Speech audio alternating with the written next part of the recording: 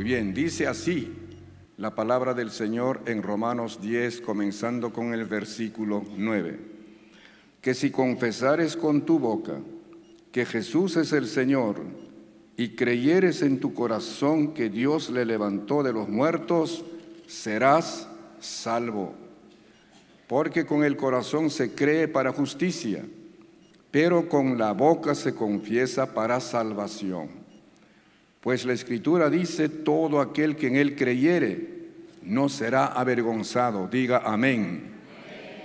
Porque no hay diferencia entre judío y griego, pues el mismo que es Señor de todos es rico para con todos los que le invocan. Es rico para todos los que le invocan. Porque todo aquel, a ver, lean conmigo el versículo 13. Porque todo aquel que invocare el nombre del Señor será salvo. 14. ¿Cómo pues invocarán a aquel en el cual no han creído? ¿Y cómo creerán en aquel de quien no han oído? ¿Y cómo oirán sin haber quien les predique? ¿Y cómo predicarán si no fueren enviados?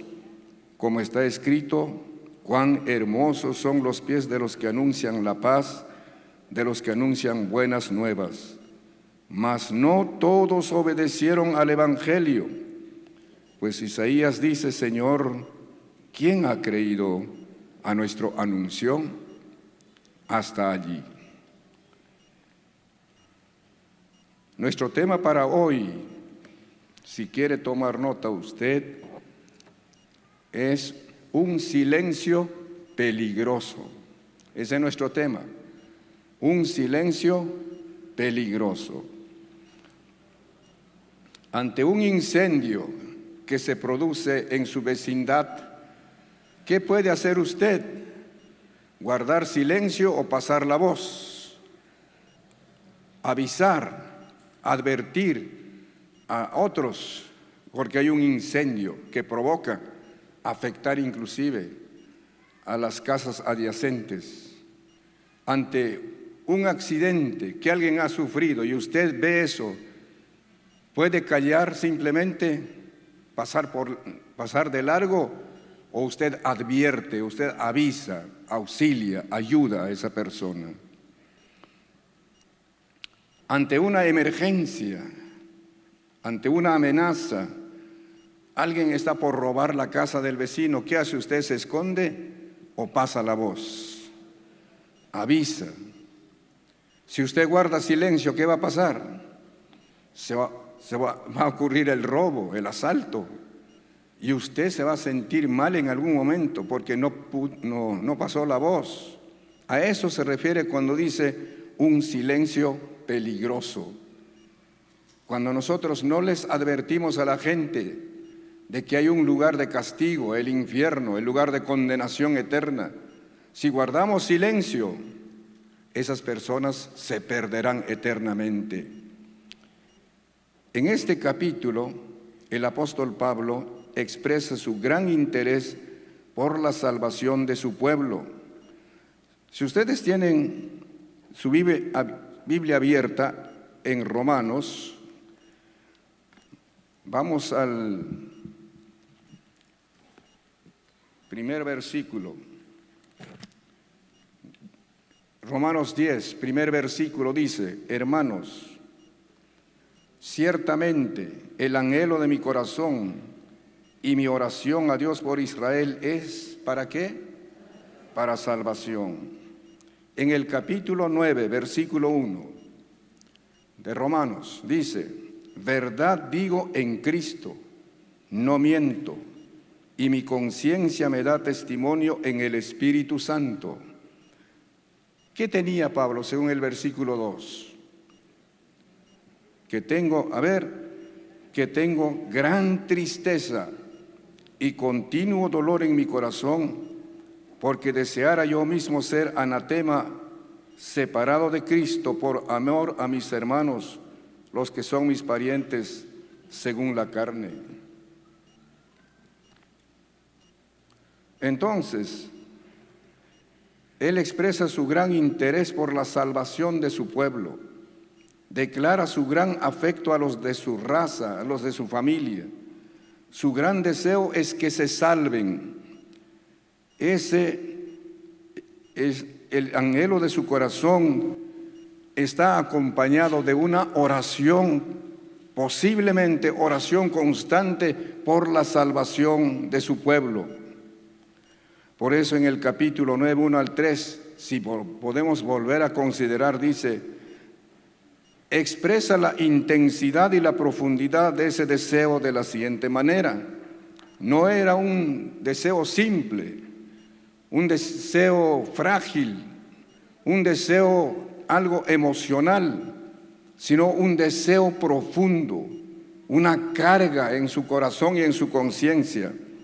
Por eso dice, verdad digo en Cristo, está poniendo como testigo a Cristo.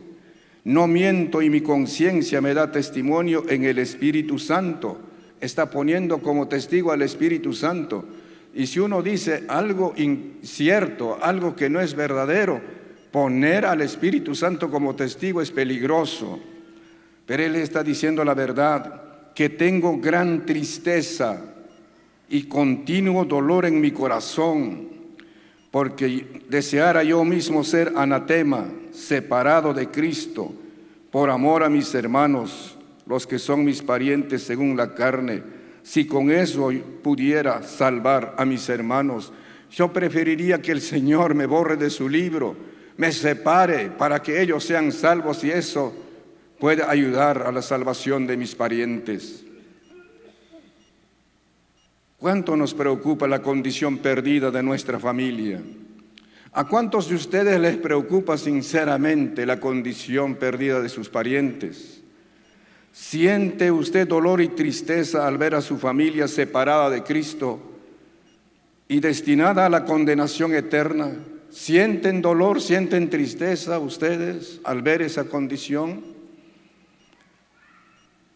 Entonces el apóstol Pablo nos va a decir, tenemos que hacer algo concreto, y habla de un proceso que debe seguir una verdadera evangelización a la familia, a los parientes.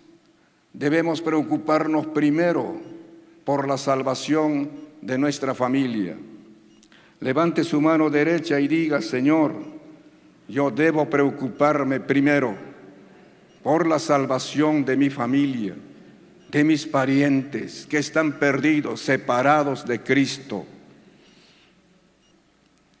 Entonces allí comienza diciendo, porque todo aquel que invocare el nombre del Señor será salvo. El versículo 13, todo aquel que invocare el nombre del Señor será salvo. Luego comienza con una serie de preguntas. ¿Cómo pues invocarán a aquel en el cual no han creído? Y aquí encontramos entonces la necesidad de creer para invocar. Digan, la necesidad de creer para invocar. No se puede invocar si no se cree sinceramente en Jesucristo. ¿Cómo pues invocarán a aquel en el cual no han creído? Hay mucha gente que invoca de manera tan incierta, imprecisa, irracional inclusive, porque no entiende, no sabe. Entonces dice, todo aquel que invocare el nombre del Señor será salvo, pero ¿cómo van a invocar en aquel de quien o en quien no han creído? ¿Qué deben creer? ¿Qué deben creer las personas? Deben creer lo siguiente, escuchen. Primero, creer que Jesucristo es el Mesías, el Hijo de Dios, el Salvador del mundo. Debe creer en eso. En Mateo 1:21, cuando el ángel anunció el nacimiento de Jesús, cuando le anunció a María, dice, y darás a luz un hijo y llamarás su nombre Jesús, porque él salvará a su pueblo de sus pecados. Y todo inconverso debe saber eso, que Jesucristo vino a salvar al mundo de sus pecados. que Jesucristo vino a salvar a los pecadores que están condenados al juicio eterno. En segundo lugar, creer que Jesucristo se hizo hombre siendo Dios para salvar a los pecadores. Se encarnó, vino a hacerse hombre para salvar a los pecadores. Por eso en San Juan 1:14 dice la palabra: y aquel verbo fue hecho carne, hablando de Jesucristo, y habitó entre nosotros, y vimos su gloria como del unigénito del Padre, lleno de gracia y de verdad. Esto deben saber las personas. En tercer lugar, creer que la salvación no se recibe por las obras de la ley, ni por las buenas obras, sino por la fe en Jesucristo. Dice Romanos 10:5-7, porque de la justicia que es por la ley, Moisés escribe así: el hombre que haga estas cosas vivirá por ellas. Pero la justicia que es por la fe dice así: no digas en tu corazón quién subirá al cielo, y esto es para traer abajo a Cristo, o quién descenderá al abismo, esto es para hacer subir a Cristo de entre los muertos.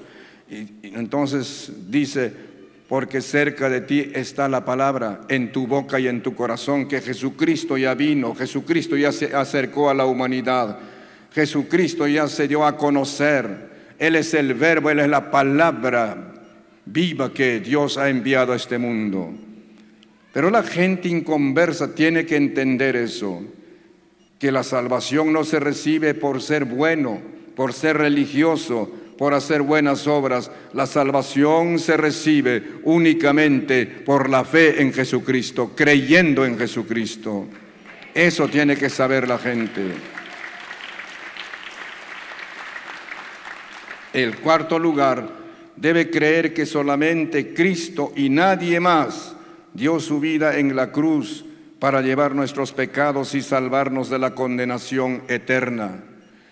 Si uno preguntara cuántos murieron, cuántos salvadores murieron en la cruz, la respuesta lógica es: un solo Salvador murió en la cruz.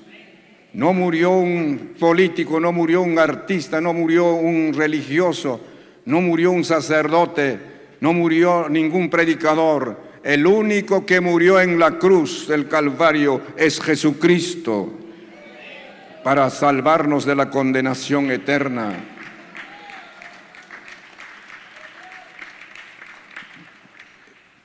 Eso dice en Gálatas 2:20 el apóstol Pablo, el autor de los Romanos también, el autor de Gálatas, dice: con Cristo estoy juntamente crucificado, y ya no vivo yo, mas vive Cristo en mí. Y lo que ahora vivo en la carne, lo vivo en la fe del Hijo de Dios, el cual me amó y se entregó a sí mismo por mí. Me amó y se entregó a la muerte de cruz por mí.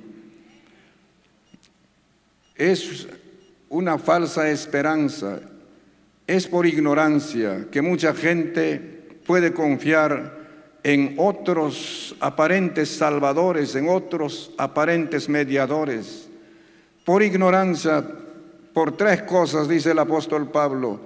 Él fue un pecador perdido, porque era un perseguidor, un injuriador y alguien que blasfemaba contra Cristo. Y en nuestro tiempo, la gente está separada de Cristo y cree en cualquier otra cosa, primero por ignorancia, porque no conocen la palabra de Dios. Tienen que oír la palabra de Dios para creer correctamente. Digan: para creer correctamente, o para invocar correctamente el nombre de Jesucristo. Tienen que creer en Él, creer de manera correcta, de manera bíblica, no a su manera, no de acuerdo a su lógica, no conforme a la opinión de la religión, sino tiene que creer de acuerdo a la palabra de Dios. En quinto lugar, creer que Dios lo levantó de los muertos a Jesucristo. ¿Cuántos de ustedes creen en eso? Que Jesucristo se levantó de entre los muertos. ¿Podrían gritar y decir gloria a Dios por eso?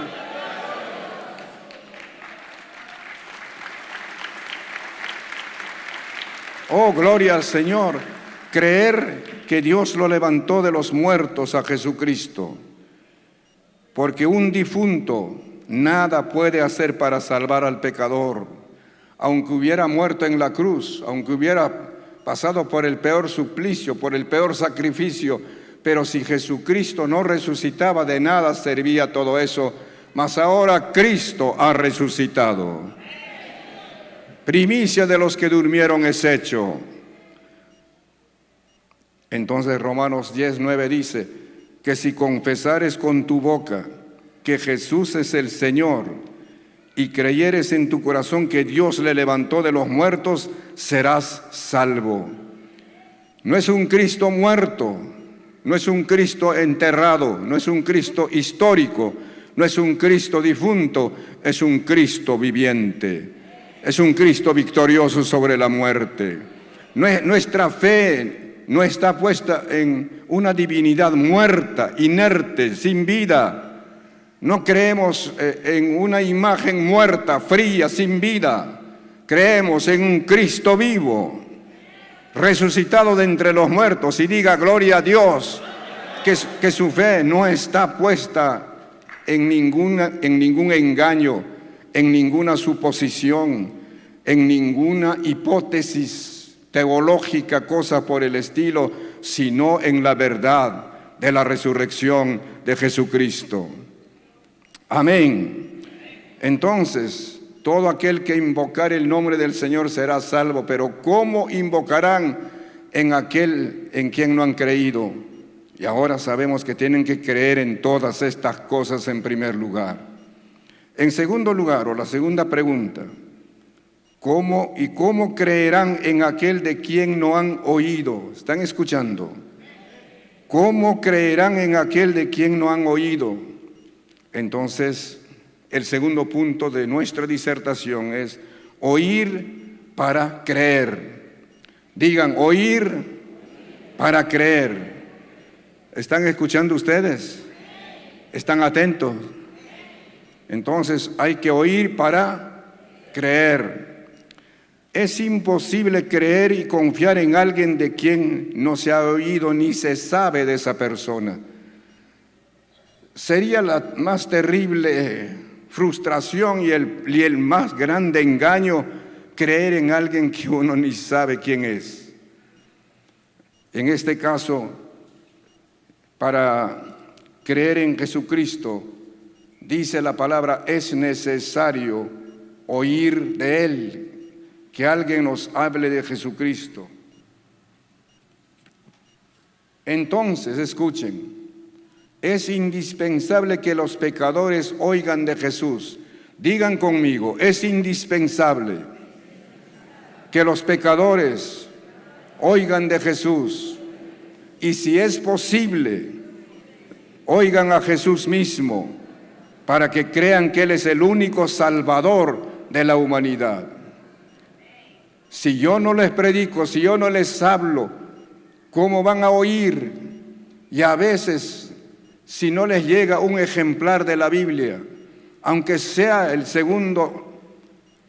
segunda parte de la Biblia, el Nuevo Testamento, o un folleto que hable de Jesucristo, ¿cómo van a oír ellos? Es indispensable que los pecadores oigan de Jesús y que oigan de Jesús mismo. ¿Dónde pueden oír de Jesús mismo? Leyendo los evangelios. San Mateo, San Marcos, San Lucas y San Juan van a oírle a Jesucristo enseñando, predicando el evangelio. Que todos tengan la oportunidad de escuchar el mensaje de las buenas nuevas de salvación. Todos en tu casa. Vamos a suponer que en tu casa haya 5 miembros de su familia, los 5 deben escuchar el mensaje de las buenas nuevas de salvación. Vamos a suponer que en su centro de trabajo, en la sección donde usted trabaja, hay 7 o 10, 15 personas, todos deben escuchar el mensaje de las buenas nuevas de salvación. Nuestros vecinos, en el contorno donde vivimos, todos deben escuchar el mensaje de salvación, porque ¿cómo van a creer en aquel de quien no han oído? Por eso, al no oír de Jesús, no solo lo ignoran, sino que buscan e inventan formas equivocadas de hallar su propia salvación de cualquier manera. Algunos piensan que por hacer muchos rezos, repeticiones de rezos, van a convencer a Dios para que les perdone. Otros creen que por hacer buenas obras, por ser muy hospitalarios, caritativos y dadivosos, lo que sea, van a encontrar la misericordia en cuanto a la salvación. Otros piensan que su religión es la garantía, es el camino de salvación y cosas por el estilo. Han inventado formas por ignorancia, por no oír, por no escuchar la predicación del Evangelio. Por eso en Romanos 10:3 dice: porque ignorando la justicia de Dios y procurando establecer la suya propia a su manera, a su criterio, no se han sujetado a la justicia de Dios. Es lamentable, es doloroso, es triste que la gente vive perdida porque no conoce acerca de Jesucristo, no ha escuchado acerca de Él. Hay evangélicos que llevan tiempo asistiendo a reuniones, cantan alabanzas, reciben mensajes, pero nunca se identifican como evangélicos en el lugar donde están. Nunca se han dado el tiempo de hablar a alguien de Jesucristo. Es como ese caballero que llegó una vez a la iglesia La Hermosa. ¿Me están escuchando?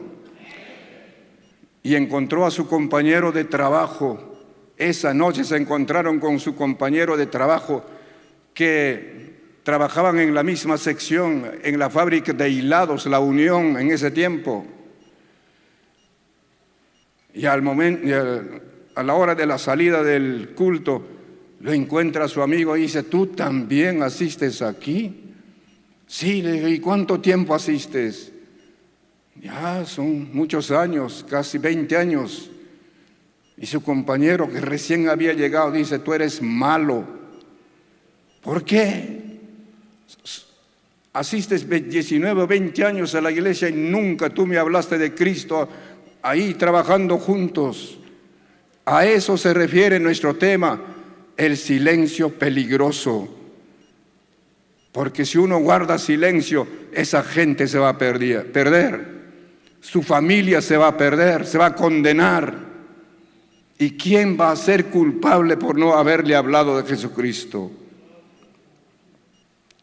Entonces, oír que toda persona será juzgada de acuerdo con sus obras y recompensada según la justicia de Dios, tienen que escuchar eso los inconversos. A una señora anciana, mujer de oración, mujer que no sabía leer ni escribir, un día el Señor le dijo: anda, dile a ese hombre que se arrepienta de sus pecados. Y entonces esta señora se levantó temprano, luego fue a visitar al vecino y le tocó la puerta. Estaban durmiendo todavía.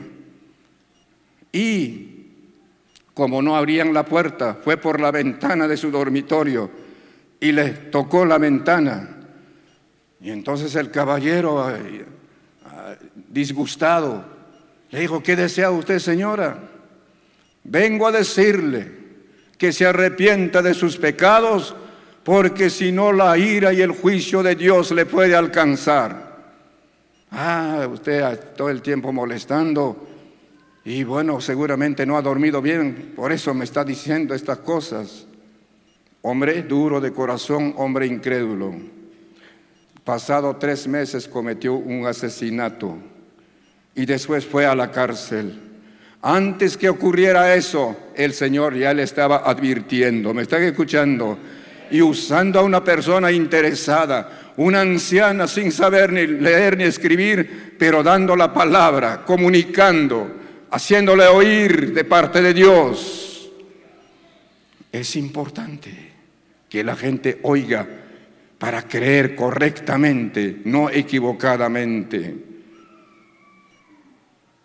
¿Y quién les va a hablar de Jesús? Entonces allí viene la tercera pregunta. ¿Y cómo oirán sin haber quien les predique? Digan conmigo, ¿y cómo oirán de Jesús? ¿Y cómo oirán del Evangelio sin haber quien les predique? Es una pregunta. Por eso el tercer punto de nuestro tema es predicar para oír. Digan predicar para oír. Digan, tengo que predicar para que los inconversos oigan la palabra de Dios, oigan de Jesucristo. Por esta razón, ahora sí, por esta razón, la prioridad de la iglesia es predicar el Evangelio en obediencia al mandato de Cristo. ¿Cuál es el mandato de Cristo? Ir por todo el mundo. Digan, ir por todo el mundo y predicad el Evangelio a toda criatura. Hay que entender lo que encierra ese mandato. Vayan por todo el mundo y prediquen el Evangelio a toda criatura. Que nadie quede sin escuchar el Evangelio. ¿Están escuchando? Despiértele cariñosamente.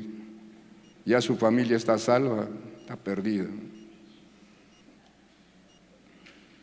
El propósito de Dios es que el Evangelio sea predicado en todo el mundo. Digan amén.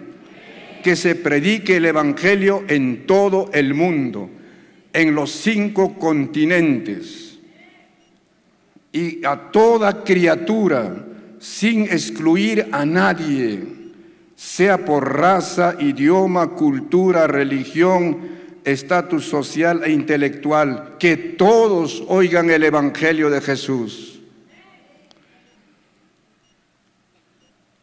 Yo tuve un problema de conciencia durante la pandemia. Estaba buscando un nexo para entrar al Palacio de Gobierno, cuando el señor Martín Vizcarra, el presidente, para ir a hablarle de Jesús ahí en el Palacio de Gobierno. La persona que iba a servirme de nexo no estaba en ese momento y ya se había retirado por este asunto de la pandemia y cosas por el estilo. Y en eso me ganó el tiempo.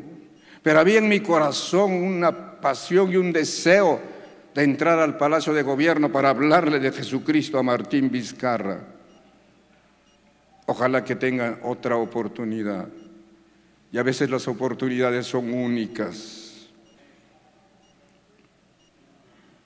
Cuando algunos evangélicos llegaron al Congreso, como congresistas, yo tenía la esperanza de que en algún momento tendrían que levantarse para hablar bíblicamente acerca de la función de los congresistas, pero se opacaron, se escondieron, no pudieron hablar de Jesucristo.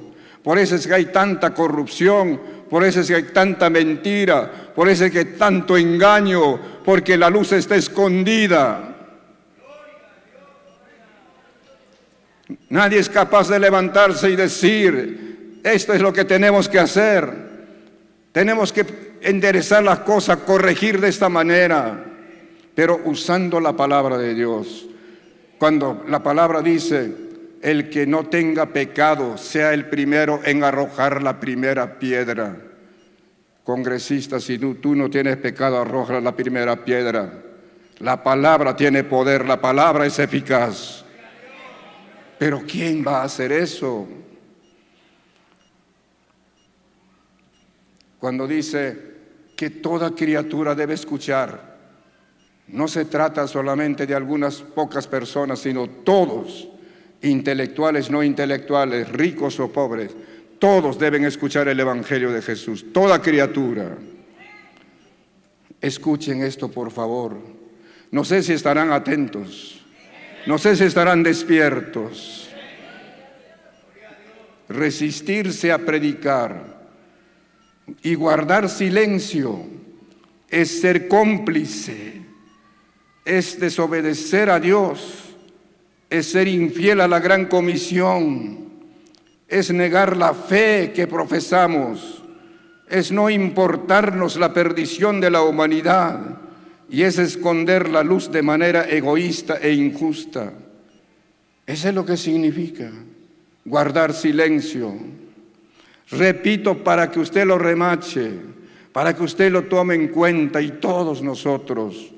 Resistirse a predicar, guardar silencio, es ser cómplice con el pecado. ¿Me está escuchando? Se está complicando con el pecado, con la corrupción. Es ser desobediente a Dios que ha mandado que se predique el Evangelio. Es ser fiel o ser infiel a la gran comisión. Negar la fe que se profesa. No importarnos la perdición de la humanidad, no importa que se vaya al infierno. Es esconder la luz de manera egoísta e injusta. ¿Cuántos de ustedes pueden confesar que ya son salvos por la fe en Jesucristo? ¿Son pocos? Por aquí, ¿cuántos confiesan que ya son salvos por la fe en Jesucristo? Ahora, esa salvación hay que comunicar a la gente, hay que compartir. Si usted es salvo, comunique a la gente para que también sea salva. ¿Cuántos aquí confiesan que ya son salvos por la fe en Jesucristo? Tiene que usted ser un salvo activo, un salvo visible, alguien que de su salvación comparta a la gente perdida. No puede guardar silencio. Diga, no puedo guardar silencio. Es peligroso guardar silencio.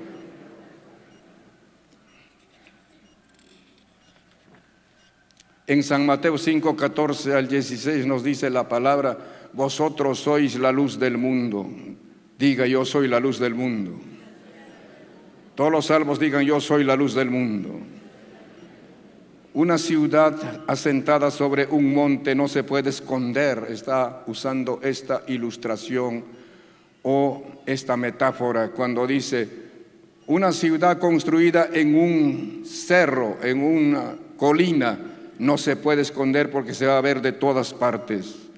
Ni se enciende una luz y se pone debajo de un cajón, sino sobre el candelero y alumbra a todos los que están en casa. La luz se pone arriba para que alumbre a todos los que están en casa.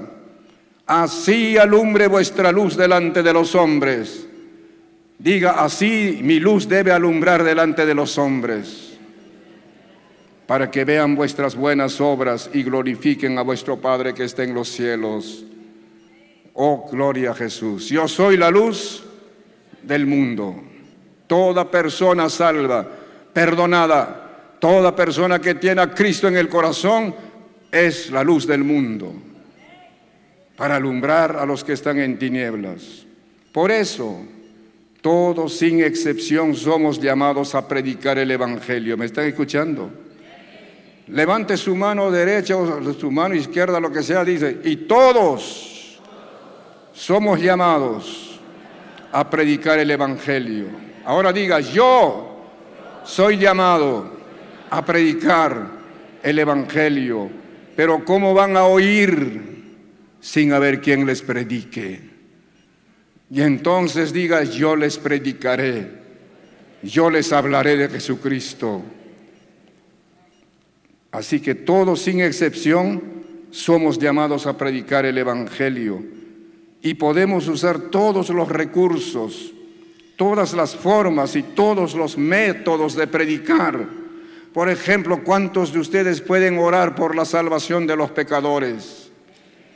¿Cuánto tiempo puede dedicarle a la oración por la salvación de la gente? Hay oraciones simples, oraciones muy superficiales. Pero hay oraciones profundas. Por eso Pablo dice: tengo gran tristeza en mi corazón y mi deseo y mi oración es que mi familia, mi raza, mi pueblo sea salvo. Las oraciones profundas, las oraciones fervientes, las oraciones que hacen conmover el cielo, son aquellas que se hace con corazón quebrantado, son aquellas donde se derraman las lágrimas de compasión y misericordia por aquellos que están perdidos. Y Dios escucha esa oración, y Dios va a actuar en respuesta a esa oración. Podemos testificar, solo decir: yo estaba perdido y Cristo me encontró y me salvó. ¿Cuántos de ustedes pueden testificar? No necesita prepararse demasiado, solo es suficiente tener a Jesús en el corazón. ¿Cuántos de ustedes han sido perdonados de sus pecados? ¿En cuántos de ustedes el Señor ha hecho cambios maravillosos? ¿Cuántos de ustedes han sido sanados de sus enfermedades? ¿Cuántos de ustedes han sido liberados de los vicios? Eso se tiene que decir a la gente: Jesús hizo esto en mi vida y también lo puede hacer contigo. Por eso no es exageración decir: todos sin excepción somos llamados a predicar. Podemos repartir folletos. ¿Cuántos de ustedes pueden repartir folletos? Hasta los ciegos, hasta los mudos, hasta los cojos pueden repartir folletos. ¿Cuántos de ustedes pueden invitar a la gente a nuestras reuniones? Es posible. ¿Me están escuchando, por favor? Pueden invitar al pariente, pueden invitar al amigo. Algunos dicen: pero no quiere. ¿Cuántas veces le he invitado? De repente no está orando profundamente por la salvación de esa persona. Porque cuando usted ora, el Señor va a respaldar esa invitación. ¿Cuántos de ustedes pueden salir a acompañar a los que van a los lugares públicos a predicar, a las plazas, a los mercados, lo que sea, acompañando allí, cantando alabanzas al Señor, repartiendo folletos? ¿Podemos hacer eso? Yo hablé en una reunión como esta: si ustedes reúnen a su familia, yo voy a ir a predicarles, pero me tienen que anticipar. Yo iba a viajar a México en cierta oportunidad. Estaba arreglando todos mis documentos, lo que sea, para viajar, y una hermana me intercepta y me dice: como usted ha dicho que debemos reunir a nuestra familia para que les predique, para hoy he quedado con mi familia y usted tiene que ir a predicar. Yo estaba tan afanado en alistar las cosas, las maletas, lo que sea. Tuve que suspender porque había declarado de esa manera. Y fui. La hermana había preparado su casa, parecía un templo. Su púlpito, su florero, las sillas y todo. Me impresionó cuando la casa estaba lleno. Hijos, nueras, yernos, nietos, llenos en ese lugar. Les prediqué ese día la palabra de Dios y varios de ellos entregaron su vida a Jesucristo. ¿Puede hacer algo parecido usted? ¿Puede interesarse por la salvación de su familia? ¿Cuándo lo va a hacer? De repente va a esperar la Navidad, va a esperar su cumpleaños, pero si hasta ahí se mueren sin salvación, ¿qué va a hacer? Pronto, la necesidad más urgente es la salvación de las personas.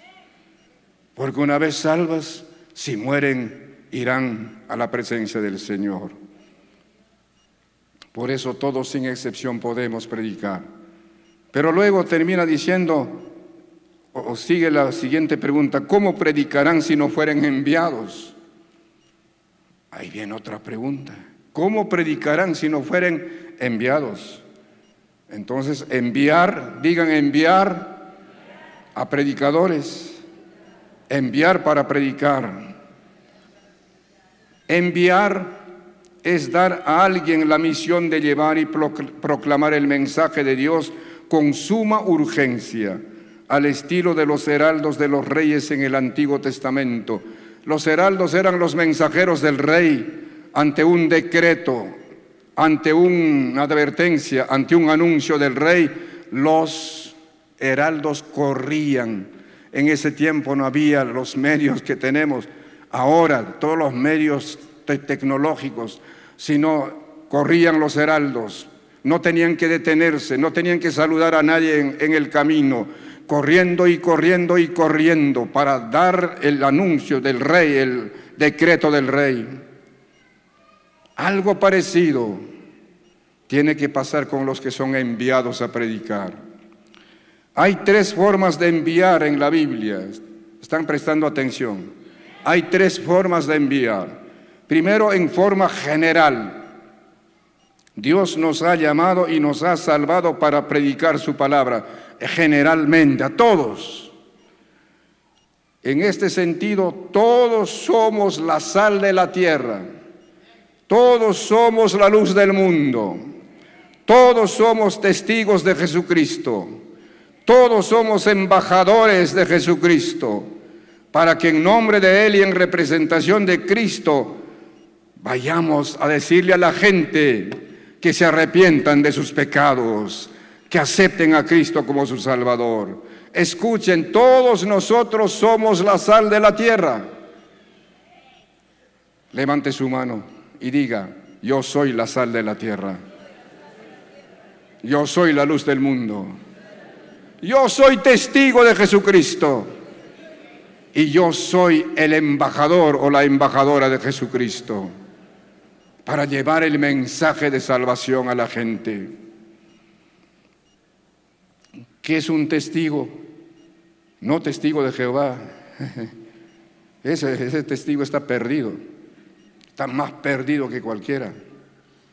Testigo de Jesucristo es aquel que conoce a Cristo.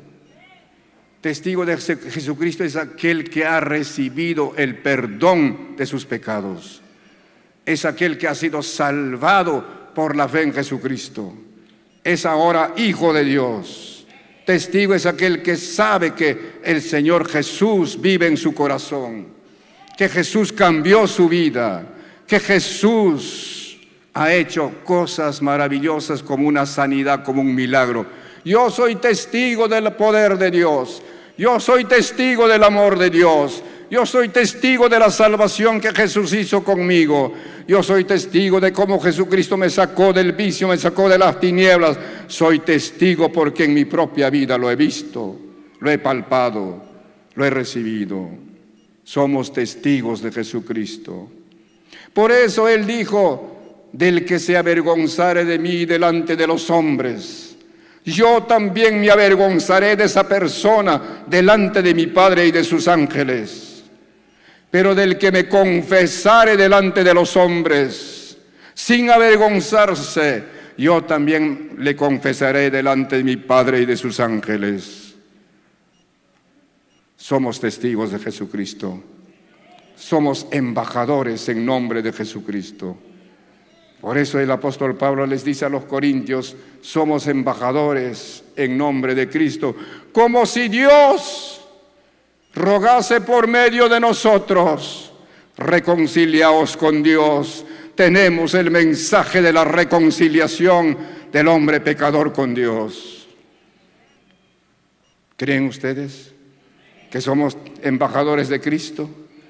Ese es el llamado general. Todos somos embajadores de Jesucristo. Segundo, en forma específica y personal. Cuando Dios llama o escoge a ciertas personas para enviarles a predicar a cierto grupo de personas, o una persona, o un país, a una ciudad en particular. Cuando comenzó la persecución en la iglesia de Jerusalén, el Señor lo envió a Felipe, a Samaria, para predicar. Más tarde lo envió a Gaza para predicarle al eunuco. Encontramos cuando Pablo, ya en su segundo viaje misionero, se propuso ir a cierto lugar, el Señor no se lo permitió, sino vino una revelación: pasa a Macedonia y ayúdanos. Un llamado específico. Cuando a una persona el Señor le dice: anda a tu pueblo, predícales el Evangelio. Anda a esa familia y predícale el Evangelio. Anda a ese barrio y predícale el Evangelio. Ese es llamado específico. Una hermana de esta iglesia, después de estudiar en el SBID, estaba preocupada. Ahora que he estudiado, ¿qué hago? No voy a estudiar en vano. No voy a estudiar por gusto. No voy a estudiar simplemente por tener más conocimiento. ¿Qué hago? Y se fue a su pueblo y predicó el Evangelio. Y muchos de su pueblo entregaron su vida a Jesucristo. Ese es el llamado específico. Anda a tu pueblo, anda a tu familia. Como al endemoniado gadareno, que el Señor le dijo: anda, ve a los tuyos y cuéntales cuán grandes cosas el Señor ha hecho contigo y cómo Dios ha tenido misericordia de ti. Y el endemoniado gadareno se fue a su ciudad. Allí les predicó gritando: yo era loco, endemoniado, miles de demonios me tenían dominado, pero Jesucristo me ha perdonado, Jesucristo me ha salvado, Jesucristo me ha dado libertad. Y muchos creyeron en Dios. Ese es el llamado específico. El Señor te está diciendo: ¿qué vas a hacer por tu familia? Comienza por tu familia. ¿Qué vas a hacer ahora para que ellos sean salvos así como tú? Y luego viene cuando la iglesia envía, en tercer lugar, en reconocimiento a los llamados por el Señor, en obediencia al mandato del Señor, como en la iglesia de Antioquía, cuando el Espíritu Santo dijo: apartadme a Bernabé y a Saulo para la obra a que los he llamado. A esto denominamos envío de misioneros. Enviamos misioneros para los pueblos, para las ciudades. Por eso se dan las ofrendas misioneras. No para otros gastos, porque queremos que predicadores vayan a otros pueblos a predicarles el Evangelio. Y cuando nosotros oramos y ofrendamos, estamos colaborando con la salvación de esas almas. Cuando usted cierra su corazón, cierra sus manos, cierra su billetera, cierra todo, no le importa que se pierdan, que se vayan a la condenación. Pero cuando usted colabora, clama a Dios, se viene a las oraciones en los días martes, a las reuniones de oración, en las vigilias, en los ayunos, ahí de rodillas clama por la salvación de las almas, abre su corazón delante del Señor, ofrenda y colabora. Entonces usted está identificado con la necesidad de esas personas y de esos pueblos. Por la gran importancia de la predicación del Evangelio, Pablo apela al cántico profético de Isaías 52:7, cuando dice: cuán hermosos son los pies de los que anuncian la paz, de los que anuncian buenas nuevas de salvación. ¿Pueden repetir conmigo? Cuán hermosos son los pies de los que anuncian la paz, de los que anuncian buenas nuevas de salvación. Totalmente contrario a lo que nosotros pensamos. Cuán hermosos son los pies de los bailarines, decimos nosotros. Ay, cuando se mueven. Los pies de los bailarines. Cuán hermosos son los pies de los danzarines. Cuán hermosos son los pies de los que patean la pelota. Cuán hermosos son los pies de los que patean a su esposa, lo que sea. Concepto totalmente diferente. Cuán hermosos son los pies de los que anuncian las buenas nuevas de salvación. Pueden empolvarse esos pies, pueden quizás dañarse, sacarse ampollas, no importa. Quizás vaya en sandalias, pero son hermosos esos pies porque está llevando las buenas nuevas de salvación a la gente necesitada. ¿Qué cosa? La salvación está al alcance de todos los que le invocan, dice la palabra. En Romanos 10:12 dice, porque no hay diferencia entre judío y griego, pues el mismo que es Señor de todos es rico para con todos los que le invocan. Todo aquel que invocare el nombre del Señor será salvo. Es rico para todos los que le invocan. Es suficiente. Él sí tiene todo para bendecir, para responder y para ayudar a los que le invocan. Es rico para con todos, para judíos, para gentiles, para todas las razas, para todos los idiomas. Ahora escuchen, ¿qué es invocar? ¿Qué es invocar? Invocar es clamar, digan clamar. Invocar es llamar, digan llamar. Es pedir socorro, auxilio, suplicar misericordia, perdón y salvación de un peligro inevitable.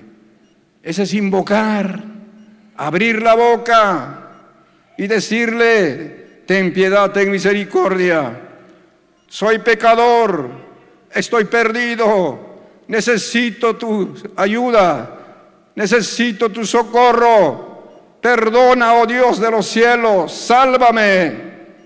Ese es invocar. Porque todo aquel que invocare el nombre del Señor será salvo.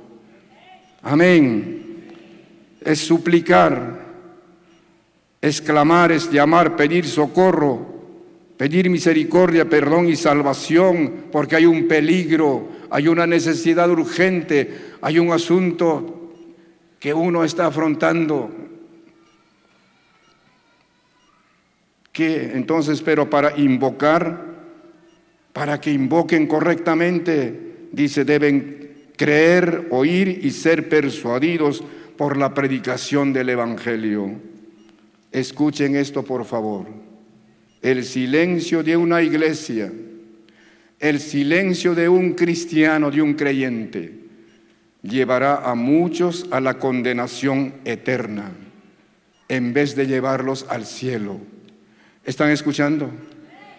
El silencio, repitan conmigo, el silencio de una iglesia, el silencio de un cristiano, el silencio de un creyente llevará a muchos a la condenación eterna en vez de llevarlos al cielo. Escuchen, por favor, está comprobado que solamente las iglesias tibias, mundanas y muertas guardan un vergonzoso silencio. No les importa la salvación de la gente. Iglesias tibias, iglesias mundanas, iglesias muertas. En cambio, las iglesias vivas, sanas y fervientes hablan sin temor de Cristo. No se avergüenzan, se deleitan hablando de Jesucristo. ¿Qué clase de iglesia somos? ¿Somos iglesia tibia? Si no hablamos de Cristo, nos ubicamos en ese nivel, lamentablemente. Somos una iglesia mundana que el mundo ha invadido todo nuestro territorio, ha invadido con sus costumbres, con sus estilos de vida. Somos una iglesia muerta. No, para la gloria de Dios, la iglesia evangélica, la hermosa, es una iglesia viva. Es una iglesia ferviente, es una iglesia que se preocupa por la salvación de las almas. No nos avergonzamos de hablar de Jesucristo. En nuestro trabajo, en nuestro barrio, en lugar de nuestros estudios, no nos avergonzamos de hablar de Jesucristo.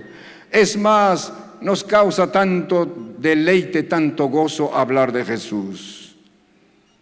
Por eso, la Escritura afirma, todo aquel que en Él creyere no será avergonzado.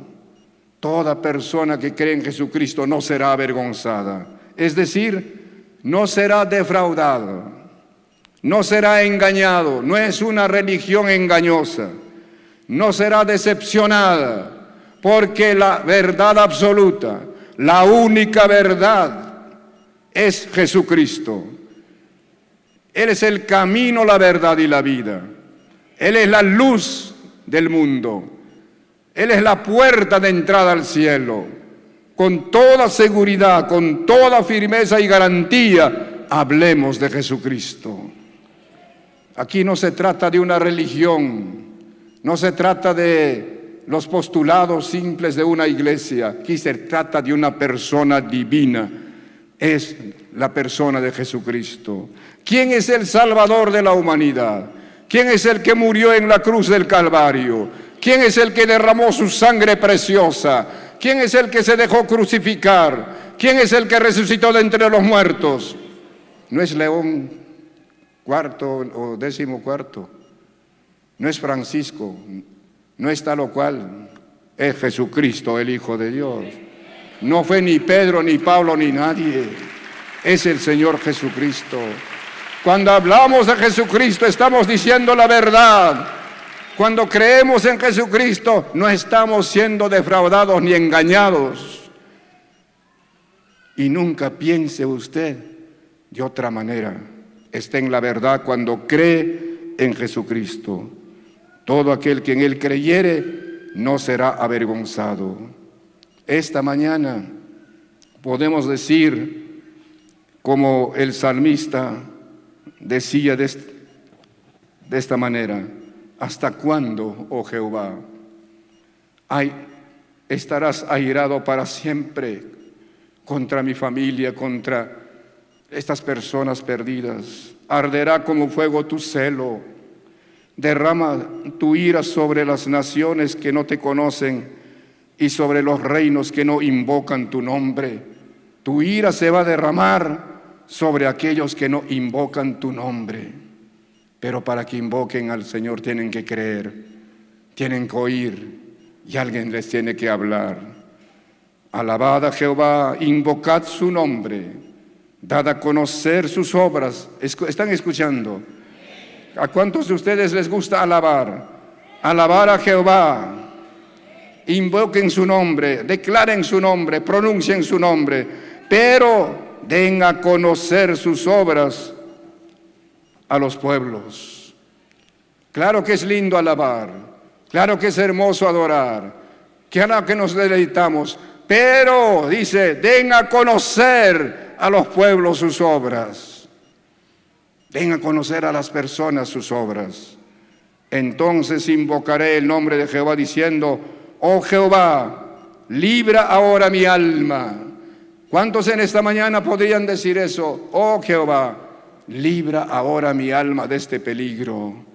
Libra mi alma de la tentación. Libra mi alma, Señor, de alguna provocación del mundo. Libra mi alma, Señor, de la tibieza, de la frialdad, de la indiferencia. ¿Cuántos por primera vez podrán decir: libra mi alma de la condenación eterna? Perdona mis pecados, por favor. Y el Señor se deleita en perdonar y en salvar. La palabra del Señor dice que Dios no se goza de la condenación, sino Él se goza cuando la gente recibe el perdón y la salvación. ¿Cuántos de ustedes tienen parientes inconversos? Levanten su mano todos los que tienen parientes inconversos. Todos. Yo también tengo parientes inconversos, familiares inconversos. ¿Qué podemos hacer ahora? ¿Que se pierdan? ¿Que se condenen? No importa, yo estoy bien alimentado, no importa, yo estoy salvo ya, mi nombre está escrito en el cielo, ya soy hijo de Dios. Ellos que se vayan a la condenación. ¿O qué hacemos? Nos preocupamos como el apóstol Pablo. Tenemos gran tristeza y dolor en nuestro corazón por nuestra familia que está perdida. ¿Cuántos de ustedes sienten esa carga? Sienten esa preocupación sincera delante de Dios.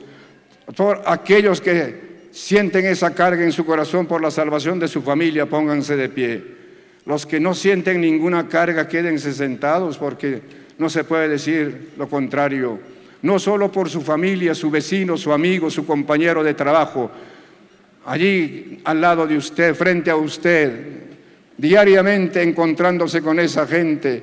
pero que se ha escondido la luz, se ha escondido el Evangelio, la sal se ha vuelto insípida, ya no está salando. Vosotros sois la sal de la tierra y vosotros sois la luz del mundo.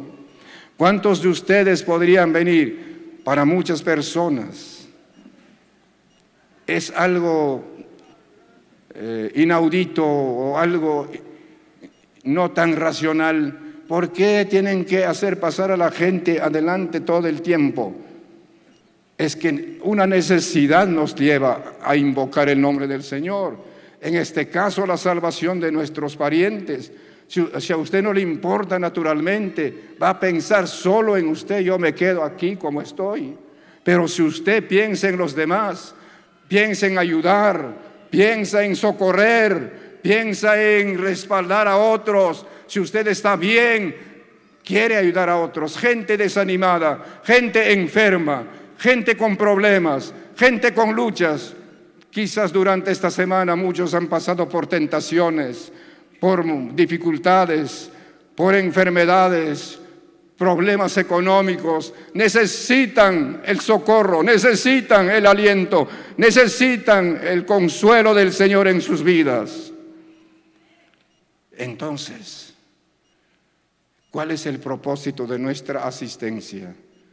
¿Solo para cumplir un deber religioso o estamos buscando algo nuevo, algo fresco, algo del momento? Que el Señor haga su obra en nuestras vidas.